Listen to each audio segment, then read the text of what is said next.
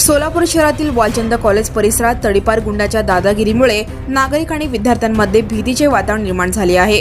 काही दिवस तडीपार राहिलेला मुदस्सर उर्फ मॅडी इनामदार याने परिसरात पुन्हा दहशत माजवण्यास सुरुवात केली आहे।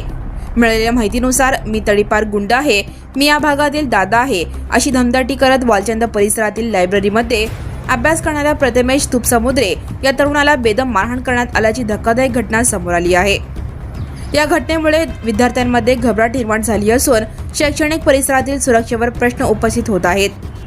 स्थानिकांच्या म्हणण्यानुसार मुदस्सर उर्फ मॅडी इनामदार याने यापूर्वी अनेकांना मारहाण करून दहशत निर्माण केली आहे। जीवाच्या भीतीमुळे अनेक पीडित पुढे येऊन तक्रार देण्यास धजावत नसल्याची चर्चा आहे।